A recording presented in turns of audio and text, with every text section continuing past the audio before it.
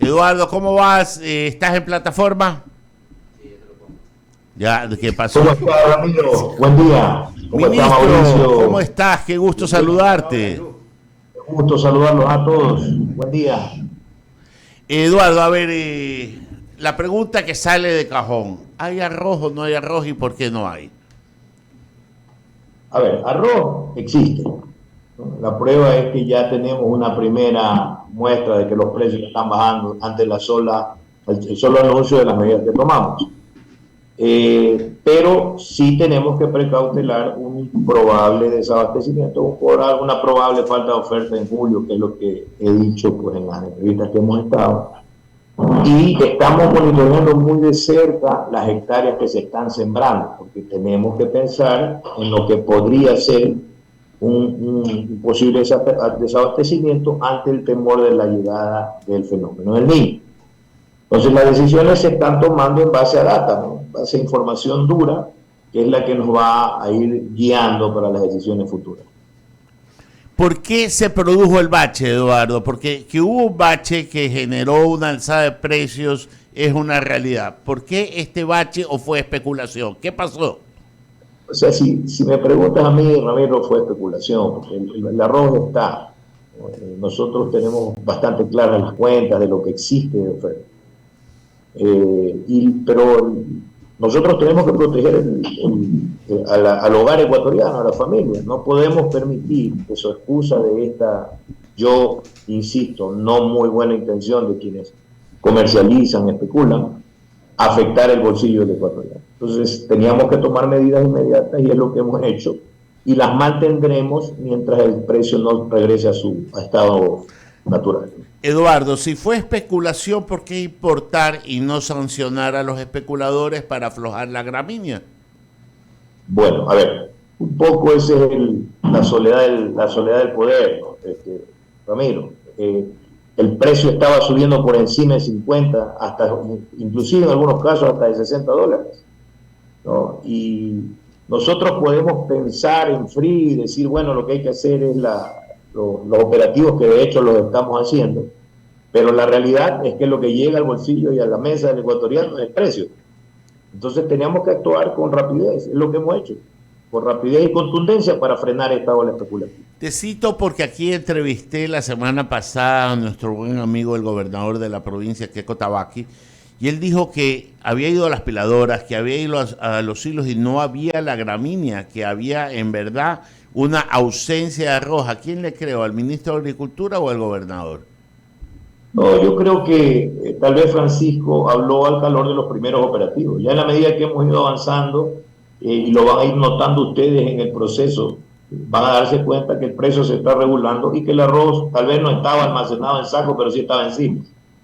Entonces, ya en la medida que avanzan los operativos, vamos a ir nosotros generando resultados contundentes, ¿no? Antes de pasarle a Mauricio Icaza, este bache que se produjo, ¿nos puedes garantizar que hasta lo que dure el gobierno del presidente Lasso no se va a repetir? A ver, en un país complejo como el nuestro, me pides que afirme algo muy difícil de afirmar. Tenemos una idiosincrasia que a veces hace que las cosas se salgan de contexto y se exacerben, pero la intención nuestra y nuestras decisiones estarán encaminadas todas a que no se dé nuevamente. Ok, listo. Te paso a Mauricio Icaza, mi compañero que está aquí en la mesa de diálogo. Gracias, Ramiro. Señor ministro, ayer en Diálogo de la Tarde entrevisté a Juan Pablo Zúñiga, el expresidente de la Corporación Industrial de Arroceros.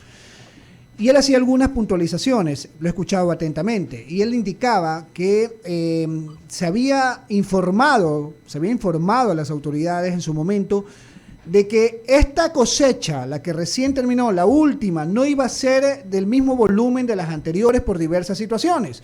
Consecuentemente, íbamos a pasar por este problema. Efectivamente, él señala de que arroz sí hay, pero el abastecimiento duraría solamente por un mes. Eso se empata con lo que usted dice, la necesidad de importar el mes venidero.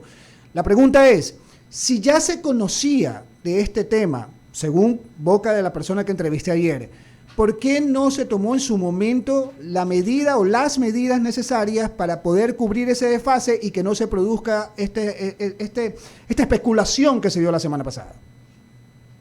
Mauricio, a pesar de que creo que usted mismo se respondió la pregunta, yo le voy a hacer las precisiones. Por favor. Nosotros trabajamos con números.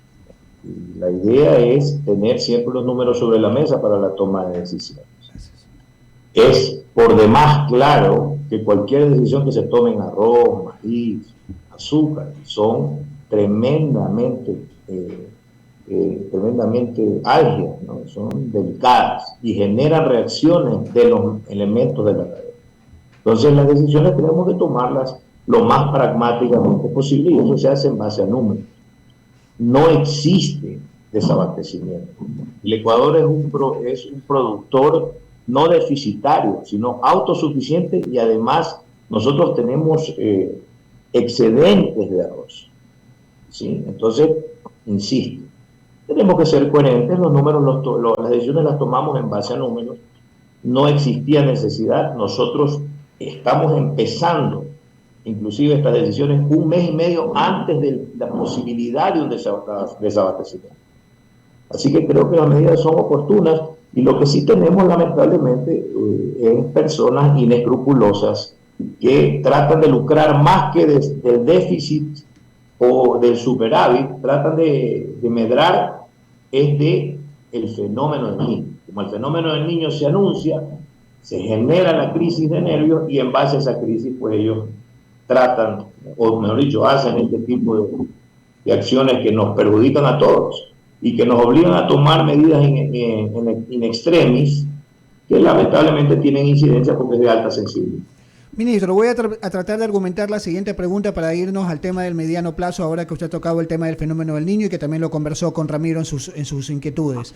A ver, ya está encaminada la importación con Colombia. Se supone que tiene que venir la nueva cosecha, la que en teoría, creo, usted me va a corregir porque usted es el experto, podría ser más o menos por noviembre, lo cual podría abastecer hasta el primer cuatrimestre del año que viene. Si el fenómeno del niño se viene, esperemos que no, ojalá Dios quiera que no sea con la fuerza que vaticinan algunos expertos, va a golpear o golpearía duramente a las costas de Ecuador y Perú con lluvias fuertes, pero a Colombia sería lo contrario, con sequía. Consecuentemente, en el hipotético caso de que efectivamente se dé esto de acá, ¿con quién podríamos hacer las importaciones? Porque Colombia tendría el problema y la cosecha que se viene tampoco puede garantizar que pueda abastecernos todo el periodo del año 2024. ¿Cuáles serían esos potenciales socios con los cuales podríamos de repente importar arroz en el hipotético caso de que sea necesario? A ver, le voy a contestar la primera parte. El niño, hasta el momento los datos que tenemos es una realidad y lo que estamos esperando es cuán fuerte o cuál va a ser la fortaleza de ese fenómeno. Y la otra, que también es una cuestión que nos tiene preocupados, es cuándo iniciaría el fenómeno, ¿verdad? Porque hay una cosa que ustedes deben conocer, porque ahí no se necesita ser experto, es que si hay suelos saturados, si tenemos todavía una evacuación mínima del agua que nos ha caído hasta ahora, entonces lo que vendría es a contribuir a esa saturación y todas las consecuencias que eso acarrea.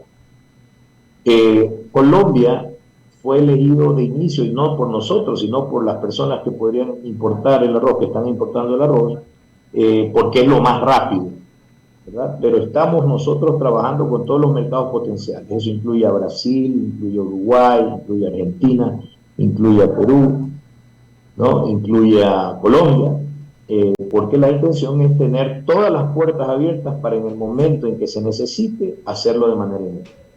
Una más de mi parte para darle paso a Enrique San Martín, señor ministro. Seguimos con el tema del fenómeno del niño. No solo va a ser el problema del arroz el que se puede presentar, sino también de otros productos, inclusive el tema del pasto para nuestro ganado y todo esto. Entonces, ¿de qué manera se están articulando los trabajos interministeriales? Porque aquí deben intervenir otros ministerios que puedan en su momento tratar de, quizás no la palabra sea garantizar, pero tratar de enfrentar de la mejor forma el embate del fenómeno del niño. Ojalá, repito, que no sea con la intensidad que muchos expertos prevén. El tema de las carreteras, el tema de los canales de distribución, de otros productos de primera necesidad o de la canasta básica que necesitamos para poder subsistir. O sea, hay que enfrentar, es un tema multisectorial que hay que enfrentarlo también a sí mismo de distintos frentes, ¿no? Es correcto. Me parece que en la visita que tuve el honor de tener con esta radio, comentaba ya que nosotros teníamos un mapeo claro, que trabajamos con la Secretaría General de Riesgos, y quien encabeza y lidera todos los planes de acción estratégicos que se están llevando ya en este momento a consecución es el señor presidente de la República. Él integró a todos los ministerios y estamos nosotros con un plan que ya está construido. Una de las herramientas de ese plan es el mapeo que fue entregado a alcaldías y prefecturas, señalando los sitios de más alto riesgo en cuanto a afectación, tanto inundaciones como movimientos de suelo, ¿verdad? Y además hemos hecho un mapeo, por ejemplo, en ganadería, usted bien hablaba de pastos, ¿no? En ganadería hemos hecho un mapeo de cuáles serían los sitios a los cuales deberíamos mover el ganado en caso de una intensidad alta de un niño, para evitar pérdidas de ganado por muerte o ahogamiento. Entonces eso está también mapeado y se está en este momento se está socializando, comunicando a las diferentes instancias del Estado, y también se va a comunicar a todas las asociaciones y todos los elementos de la cadena de ganadería. Además de eso, hay un plan contingente que lo hemos relatado ya, sin embargo me alargaría mucho en la respuesta para explicarles, ¿no? Pero ya se los mencioné en la entrevista anterior. Perfecto. Enrique San Martín, como lo había anunciado, tiene más inquietudes para usted, señor ministro. Gracias por contestar mis preguntas. Si hay algún tempito, quizás algún par más haremos con Ramiro. Gracias. Por favor, Enrique. Gracias. Encantado. Señor ministro, y aprovechando su experiencia, esta mañana me llama la atención, si bien no es un tema del Ecuador, pero sí me llamó la atención, y le pregunto porque usted es un hombre que tiene experiencia en agricultura. Veía con preocupación allá en el sector de Mato Grosso, en Brasil, 40.000 reses que están muriendo de frío. O sea, es algo que en verdad, porque ver las imágenes es otro tema que en verdad pone los pelos de punta, como decimos comúnmente. Y preocupa porque también el tema del niño, que lo estamos denominando acá en evento porque efectivamente, si no se ha presentado, no puede ser un fenómeno aún. Así que el término adecuado para mí, y de acuerdo también a otras personas, es evento como tal. Así que yo me voy a referir como el evento, no como el fenómeno. Partiendo entonces del evento, señor ministro, y de acuerdo a su experiencia, ¿cree usted que en algún momento puede haber alguna variable a fin de año? Digo, porque está pronosticado en el trimestre su presencia, pero de acuerdo a estos cambios y estas variables, no podríamos hablar desafortunadamente en firme, pero sí podemos hacer una proyección. Pero de acuerdo a la información que usted tiene, que entiendo todos los días la recibe, ¿qué más o menos usted podría proyectar? Ese es el término que utilizo. No vaticinar, proyectar en este trimestre, señor ministro. Mire, nosotros tenemos que siempre aliarnos al peor escenario, ¿no? Porque es la mejor medida para prevenir los efectos que pudiera tener, como usted dice, este evento. Yo creería que el fenómeno empezaría, según mi criterio, en base al análisis de la experiencia, entre agosto y septiembre, y sería un fenómeno que iría incrementando en fuerza hacia los últimos meses del año. Lo cual sería negativo, porque significa que mantendríamos saturación de suelos, y al llegar al final del año con intensidad, se uniría con el próximo invierno. Continuaríamos con el proceso de deterioro por la saturación y el deterioro de productividad que sufren sobre todo los cultivos perennes cuando hay un exceso de agua permanente, ¿no? Y de ahí podemos analizar otras variables. Le repito, nos iríamos muy largo. Claro. Si empezamos a analizar variables, por ejemplo, de concentración de lluvias en 1 o 2 días. Hay momentos en que llueve 2 días 200 milímetros.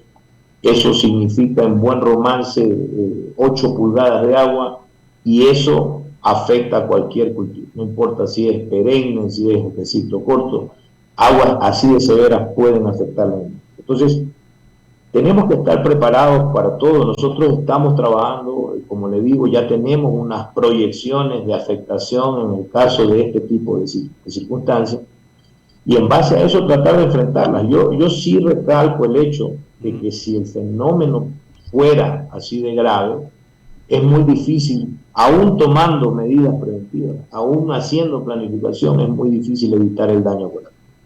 No, definitivamente, definitivamente. Y una más, señor ministro, tanto Ramiro como Mauricio consultaron el tema del arroz. Y preocupa, ministro, por el tema de la especulación. Como usted bien señala, efectivamente hay arroz. Los mercados están abastecidos con arroz. Pero lo que molesta e indigna y es al usuario es la especulación.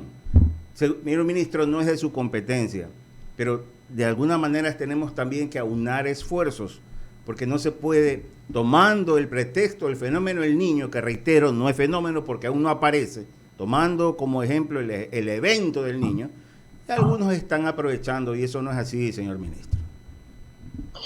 Estamos de acuerdo. Mire, tan es así que el trabajo que nosotros llevamos articulado con el Ministerio de Gobierno empezó hace 2 semanas, Ramiro. No recién. Desde hace 2 semanas nosotros estamos planificando el efecto reacción ante esta posibilidad. Y los operativos van a continuar, eso no tenga duda, para poder, entre la medida de importación y los operativos, forzar a que el producto esté en percha y los precios se regulen. Pero, sí le digo algo, ¿no? Y es una cuestión que yo trabajo mucho cuando me toca expresarme. Yo siempre les recalcaba, no tengo la habilidad política para hablar, pero sí recalco mucho que la conciencia del ecuatoriano debe surgir.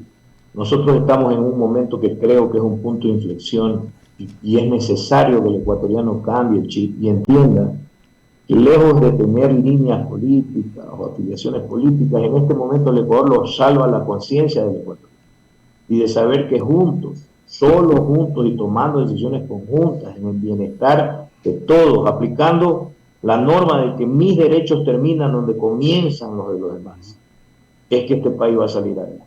No hay otra forma. Y predicaremos eso como línea de conducta hasta que estemos en este cargo. No, definitivamente coincido con usted. Si no, nadie más nos salva. Ramiro. Eduardo, ya para finalizar, solo una consulta. El tema de la cebolla también ha estado en los mercados en un precio bastante alto. Le digo porque mi proveedor de sándwiches de chancho se quejaba de que la salsa de cebolla tenía que poner poca. Ya, entonces... la dirección y el teléfono, por favor, que es de mi gusto también. Cuando vengas por acá, con gusto, ya sabes. También es que la cebolla, y ya bromas aparte, es un insumo importantísimo en la cocina y es sensible. ¿Qué ha pasado? Nadie habla del tema, pero ¿qué ha pasado? Porque pasa algo, pues, ¿no? No, es lo mismo, son fenómenos de distorsión que pasan siempre por el comportamiento y la idiosincrasia de quienes están en la cadena, Ramiro. Yo tengo una reunión con SENAE muy probablemente entre hoy y mañana para trabajar este tema que también nos concierne y estamos preocupados, para empezar a tomar medidas también en conjunto con la agrogalidad y ponerle también el cascabel al gato en eso. Lamentablemente tenemos un segmento, obviamente no todo, pero hay un segmento intermediario que definitivamente sin escrúpulos lo que hace es lucrar sin pensar el perjuicio de los demás. Eduardo, agradecerte por tu tiempo. Lo por interno me comunicaré con usted en algún momento. Y gracias siempre por su predisposición a atender aquí a los micrófonos de I99. Que tenga un buen día. Por el contrario, muchas gracias a ustedes por permitirme conversar. Siempre es cómodo conversar con quienes entienden la problemática nuestra y estamos siempre para ayudar, Eduardo. Que tengas un buen día. Era el ministro de Agricultura, Eduardo Izaguirre. Querido amigo, abrimos el espacio a las menciones publicitarias para decir, recuerde que la única manera de prevenir, Mauricio, la única manera de prevenir el cáncer de próstata es mediante un diagnóstico temprano. Así que le recomiendo con el examen de tacto rectal, que no es otra cosa que palpar directamente la próstata con el fin de sentir la textura específica y así llegar a un diagnóstico más preciso. Esto puede salvar tu vida. Una prueba indolora y no toma más allá de 10 segundos. Vaya a Solca y practíquese ese y otros exámenes, el antígeno prostático, el examen de sangre, la estándar de Toro, que por una módica cifra le hacen todos los exámenes. Qué buen consejo, qué buena recomendación, Ramiro. Muy Vaya importante usted. lo que señala. Y el otro consejo que tiene Bolo, ¿cuál es? Claro, ¿no les pasa que cuando se juntan y hacen la vaca para pagar, siempre hay uno o una que se olvida de pagar y es incómodo cobrarles? Aquí conocemos de uno. Para esto, usa Círculo, lo nuevo en tu APP Banco Guayaquil. Solo debes crear un círculo en tu APP. Cobra solo con el número de tus contactos. Confirma en el tiempo real las personas que han pagado y las que no. Ahora cobrar y pagar ya no es incómodo.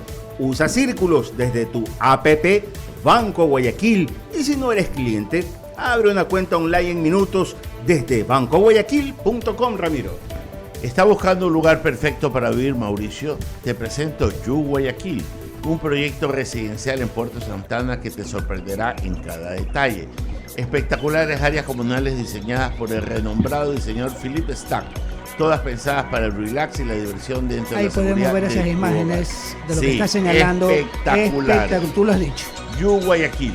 Visita hoy nuestro departamento modelo y la modelo y sumérgete en Lifestyle You. Para información visita yueye.com. Ahora, lo importante, mi querido Ramiro, es que corran lo más rápido posible a aplicar porque Bolo está barriendo con los departamentos. Trapeando también. Ah, ya, ok. Cerramos el espacio de las menciones publicitarias y Charlie, creo que tenemos que ir al corte. Sí, vamos al corte. Hacemos un corte y enseguida regresamos. Inicio de espacio publicitario. Si la placa de tu vehículo termina en 5, realiza la revisión técnica vehicular durante todo el mes de junio. Paga la matrícula y separa un turno desde las 7 de la mañana para el Centro de Matriculación Norte, vía Adaule o Sur en la avenida 25 de Julio. Los sábados se atiende de 7 a 13 horas. No lo olvides, todas las placas terminadas en 5 realizan la revisión en junio. La ATM trabaja